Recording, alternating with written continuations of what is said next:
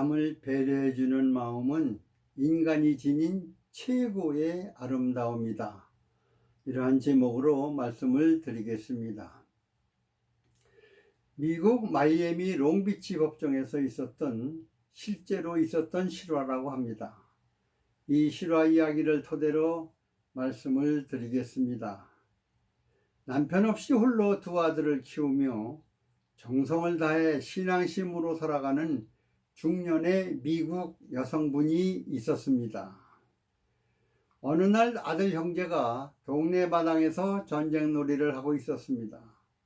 아들 형제는 죽창을 던지는 놀이를 하고 있었는데 그때 그 지역의 저명 인사가 말을 타고 지나다가 애들이 던진 죽창 하나가 가던 말의 눈을 정면으로 찔러 놀란 말이 벌쩍벌쩍 뛰면서 아마 눈도 안 보였겠지요. 이리저리 막 뛰어다니다가 그만 낭떠러지기에 떨어져 굴러서 말과 사람이 다 죽게 되었습니다. 병원으로 옮겨졌지만은 워낙 경사가 심한 낭떠러지기라서 모두 다 죽었습니다.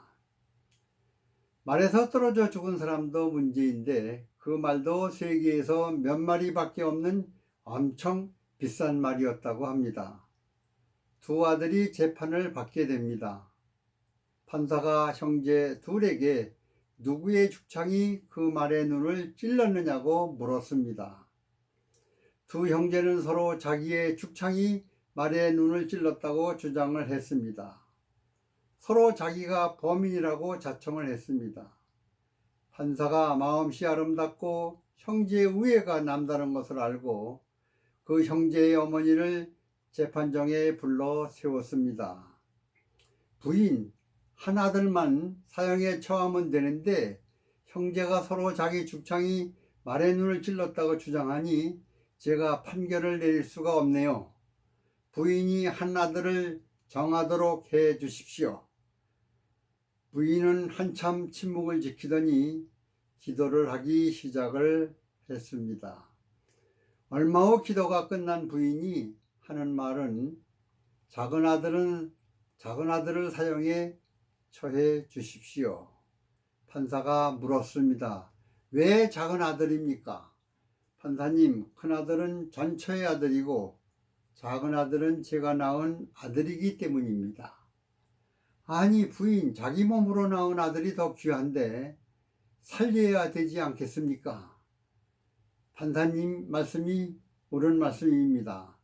제 몸으로 낳은 아들이 더 귀한 건 사실입니다. 그러나 저는 크리스찬이고 하느님의 자녀로서 교회에서 배우고 익힌 나의 삶은 오직 하느님의 영광을 위해 사는 삶입니다. 그런데 제가 큰아들을 죽게 한다면 하느님께 영광이 되겠습니까? 장례가 숙연해지고 재판정이 쥐 죽은 듯 고요 속에 묻혀 있을 때 방청객들은 물론 부인의 말에 감동을 받은 판사가 힘을 주어 근엄한 음성으로 말을 했습니다. 부인, 지금까지 30년 넘게 재판을 하면서 오늘과 같이 감동받기는 처음입니다. 두 아들도 또 그 어머니도 미국 사회를 아름답게 선도할 모범적 가족이라고 판단한 판사는 판결문을 작성해 힘주어 판결문을 낭독을 합니다. 이렇게 선한 마음씨를 가진 어머니의 자녀들이 사람을 일부러 다치게 할 목적으로 했다고는 전혀 생각조차 할 수 없는 것으로 판단하기 때문에 판사의 권한으로 이 두 아들은 무죄로 석방을 한다라고 읽고 판사는 자리를 떠났습니다. 이상은 카톡에서 주고받은 좋은 글을 옮겨와 제가 재편집하여 방송을 하게 되었습니다. 아마 판사는 가족의 진정한 사랑과 미국 사회를 아름답게 선도할 모범적 가족이란 점에 크게 비중을 두고 판결한 것이 아닌가 생각이 듭니다.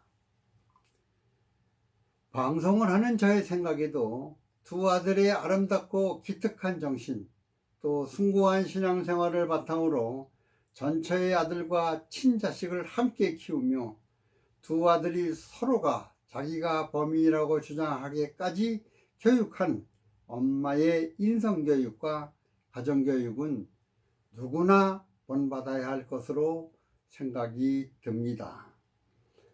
어머니의 숭고한 정신은 인간의 경지를 넘어 성령의 말씀과도 같습니다. 우리나라 법조계 인사들, 특히 판사님들도 이러한 아름다운 실화 이야기를 가슴으로 들으시고 판사님들도 잠시 지나온 업무를 되돌아보시고 앞으로는 정말 인간이 판결할 수 있는 최고의 경지에서 만인이 인정할 수 있는 판결을 해 주실 것을 국민의 한 사람으로서 기대해 봅니다. 끝으로 남을 배려해 주는 마음은 인간이 지닌 최고의 아름다움이란 걸 저도 가슴 깊이 새삼 느끼게 한 내용입니다. 끝까지 시청해 주셔서 감사합니다. 구독과 좋아요를 아직 누르지 않으신 분은 이 내용이 공감하시면 구독과 좋아요 눌러주시면 감사하겠습니다. 오늘 방송은 여기서 마치겠습니다. 감사합니다.